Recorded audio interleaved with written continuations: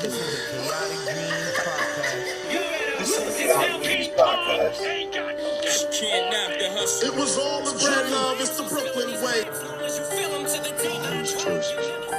No man in the sky intervenes. You can't handle the truth. Fist and abominations.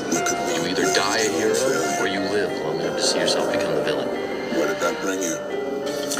Introduce a little anarchy. This is the Kayatic Dreams Podcast. Upset the established order and everything. This is the Kayatic Dreams Podcast.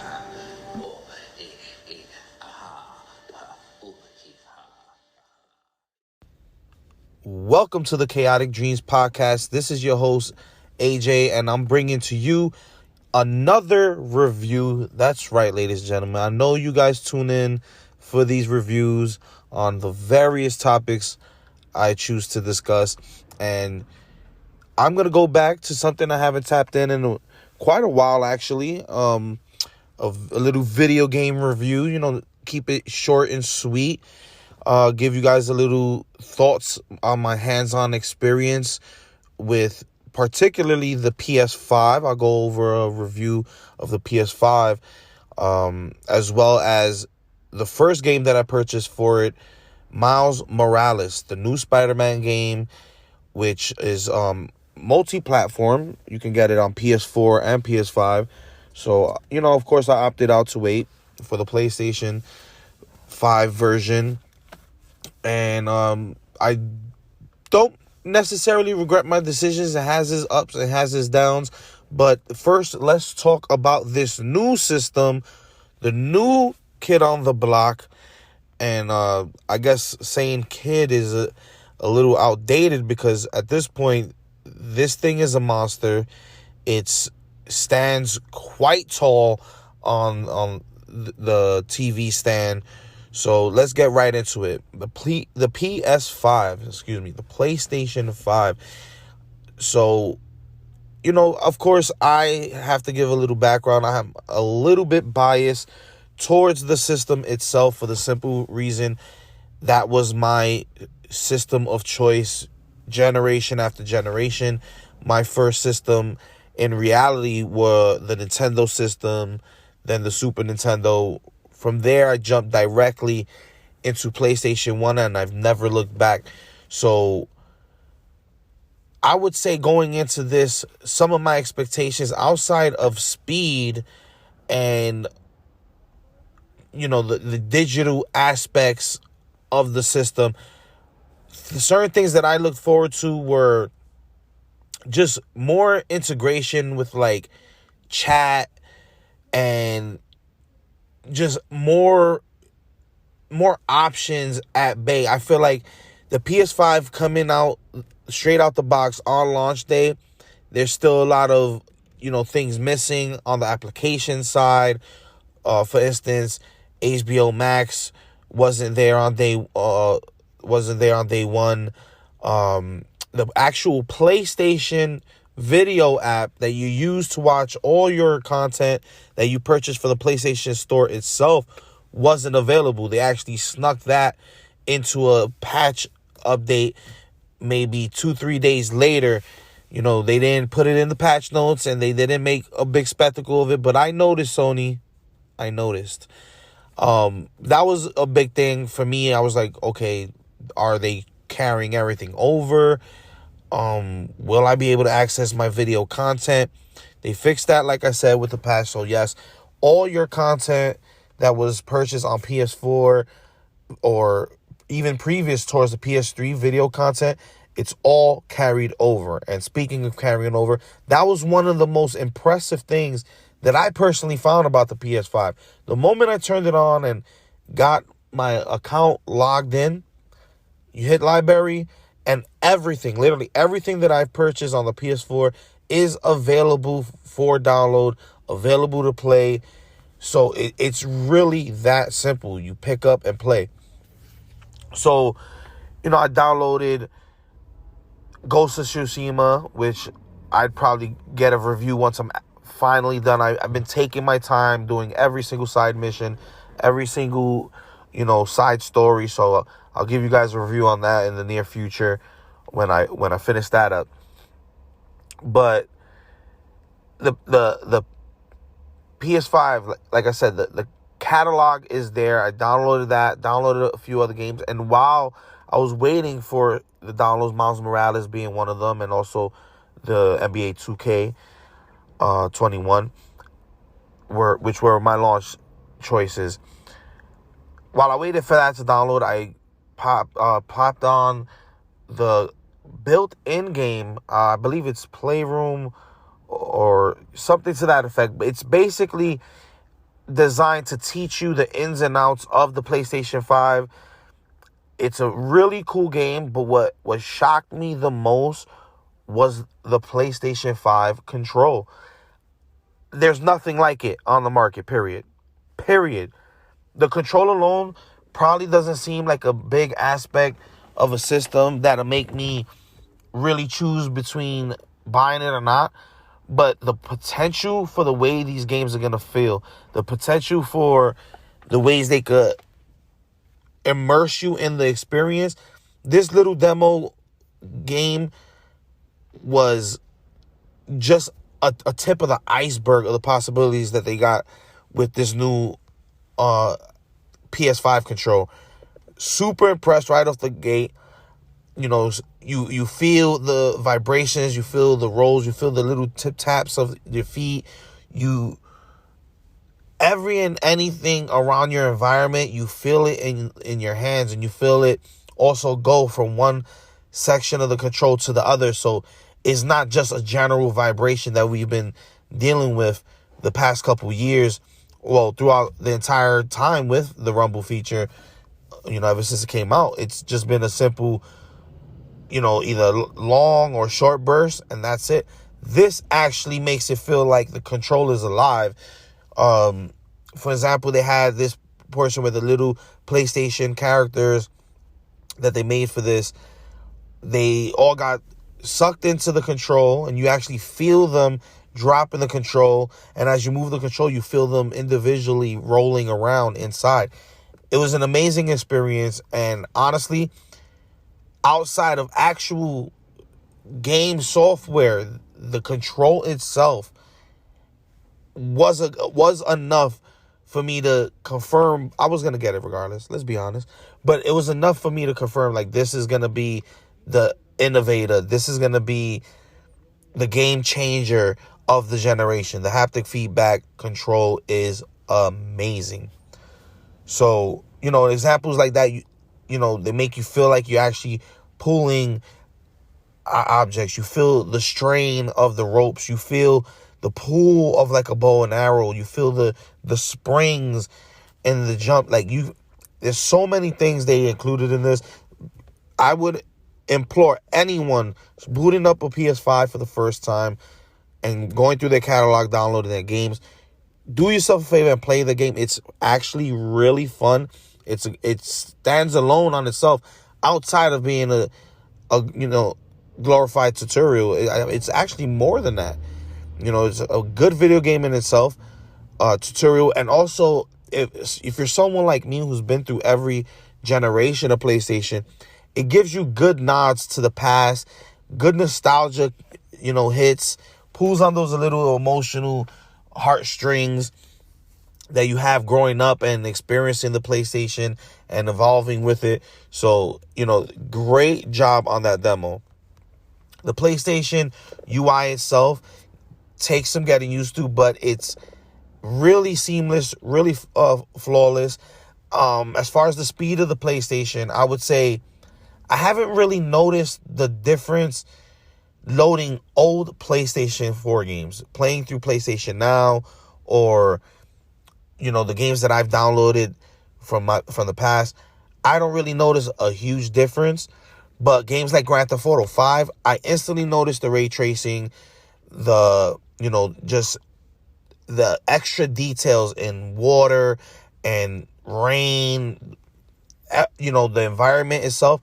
Not major overhaul on graphics, and character models, but as far as the lighting and textures, they did a great job. PlayStation 5 actually does amplify the Grand Theft Auto, so that's a good look there. And they're planning to do a major overhaul of Grand Theft Auto 5, strictly for PS5 players. So we have that to look forward to. But as far as switching between one app and the other, the speed is amazing. I can instantly go from Netflix straight back into the part of Miles Morales I left off. You know, whether it was a mid-cutscene or anything, almost instantaneously. I'm instantly web swinging through the city. Amazing stuff. The PlayStation 5 overall, like I said, my only hindrance with it is the applications itself. The issues that these people are reporting online, overheating issues and all that stuff, I haven't experienced anything. The only thing I did experience was while playing Miles Morales. It did restart the game maybe twice in my entire run through the game. So, you know, that's pretty decent for being a day one launch title. You know, not very much, you know, not any glitches at all outside of that. So, you know, I'm not experiencing the same things. Then again, I don't overuse my system. I probably play 2-3 hours tops and, you know, watch movies, rest mode. That's about it. But overall, enjoying the PlayStation 5. Love the new control. Has a lot of potential. The size doesn't really bother me of the PlayStation 5 for the simple fact it has two ways you can, you know, set it, which is horizontal or vertical. And, you know, the vertical this time really accents the table that I put it on. And it really isn't a big issue as some people are leading it on to be, you know, exaggerating the size. If you had the original PS3 when it first came out, the backwards compatible, it was about a little bit bigger than that, but that was bulky in itself. So, you know, take some getting used to, but the PlayStation design itself, very beautiful. You know, it's the most unique electronic piece I have in my entertainment system. So it's a good look.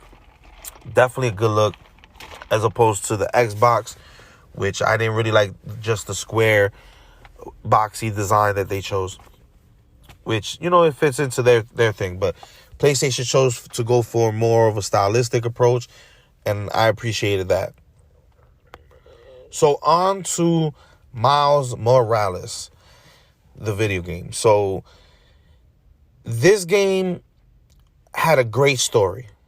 The graphics were amazing.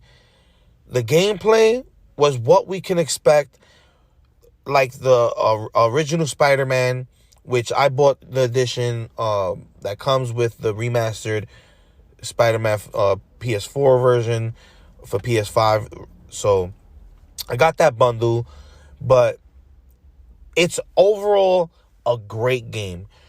No lag issues. You know, the speed in which the PlayStation 5 is playing this thing is amazing. I haven't seen a single load, freeze or anything. No skips, nothing. It's seamless. Overall, great. My only issue with the game, and I'll get it straight out, is the longevity of the game. I played it on Spectacular, which is the hardest level going in, and I beat it super quick. The story itself is about 7 hours long, which is a big difference from the previous Spider-Man. And even that Spider-Man story, I felt, outside of DLC, that self-contained story, was a little too short for me. So this felt like just a complete run-through. It felt like this could have been a DLC attachment that could have came with the remastered version of the original PS4 Spider-Man game.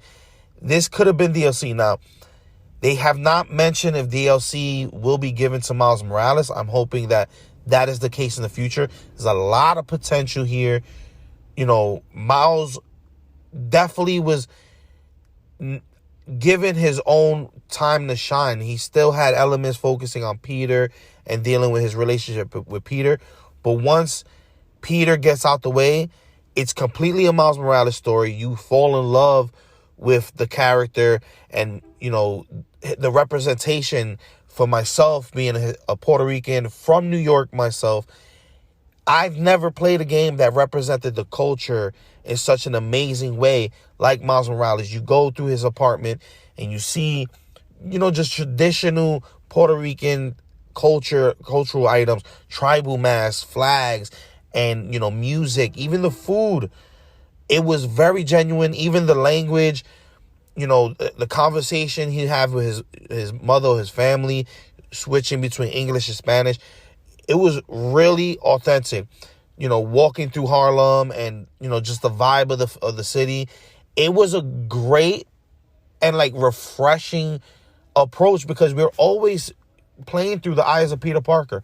We've always played with the original Spider-Man. Now we have Miles Morales as a completely different feel. A lot of the same tropes, a lot of the same themes. And I feel like the only thing they could have probably worked on as far as gameplay-wise was giving Miles, outside of the electricity power, more gadgets that made him unique and could expand upon his uniqueness.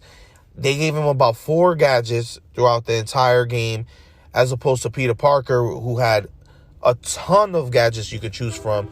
Now, everything in Miles Morales, just like Spider-Man, was upgradable.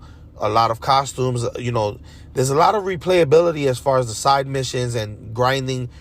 I did strictly the story. I didn't really care to do the side missions first because in my original experience with Spider-Man PS4, I did all the side missions. I played it on the hardest level. There was no achievement for playing it on hard.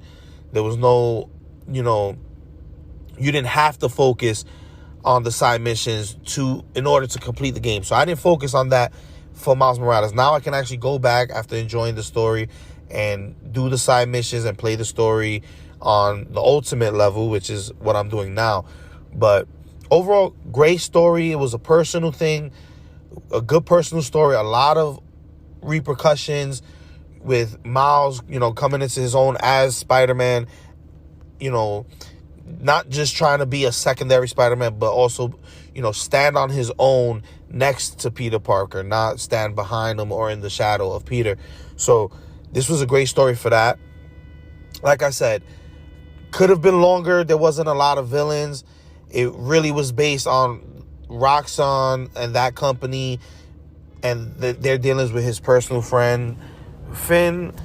And the villain in the story was the Tinkerer and Rhino. Other than that, you don't see too many other villains.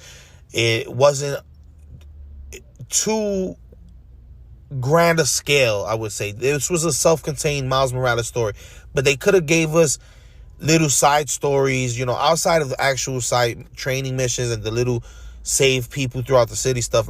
We could have had little side stories or little villains here and there interacting in the street or something. I feel like there's more. I want more from Miles Morales, and this didn't further any storylines per se from Spider-Man, so we still got to see Spider-Man, the official Spider-Man 2, to get the rest of those storyline threads.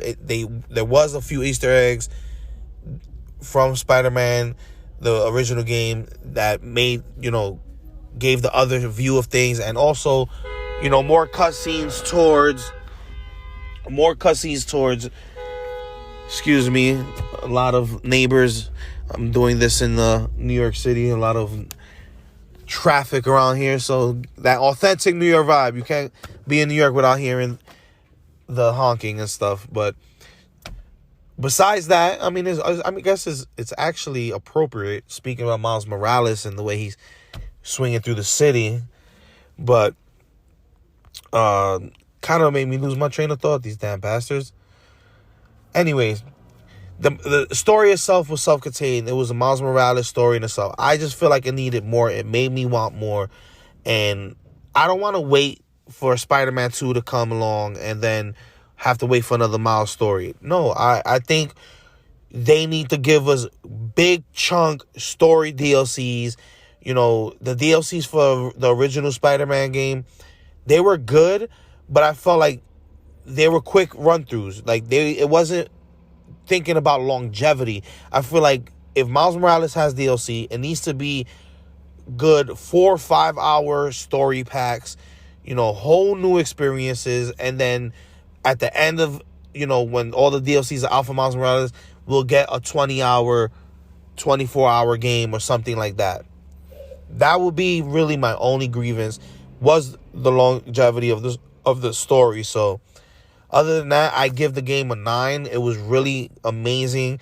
A good build up for that world, gave us more context, gave us, finally a new character that's been showcased heavily recently, and a different perspective with the same kind of feel that we love with Spider-Man. So overall, give it a 9.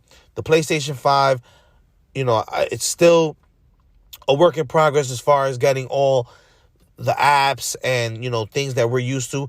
One of the bigger things that are missing for me personally is the browser. I don't know if they're going to give that to us later in a future update or not, but they did leave that out for the PS5. So I give the PS5 so far a 8.5, just because it would have been a 9 for me out of 10, but it brought it down to 8.5 because certain apps that were on PS4 are not available day one. Certain things that I expected to just be standard are not there. But overall, the experience of PS5, the ease of access for things and the new UI and those features are really great. So I would say if you're choosing a console, PS5 is not a bad choice, and I would recommend it. And Miles Morales as a game, I definitely would recommend it. But if you're looking for a long story that you can dive into for hours and hours and hours, this is not it. At this point, with no DLC, no extra content, this is not it. If you want to play for the experience, for the actual story, and dive into these new graphics and stuff like that, then it is worth the experience. This has been AJ. This has been the Kayatic Dreams Podcast. Thank you for tuning in. And we'll be back with more reviews, more different topics. So please support the podcast. And also, if you like wrestling, go check out my other podcast at Kayfabe Avenue, where all podcasts are provided. Apple, Spotify, Anchor. And thank you guys for tuning in. See you guys next time.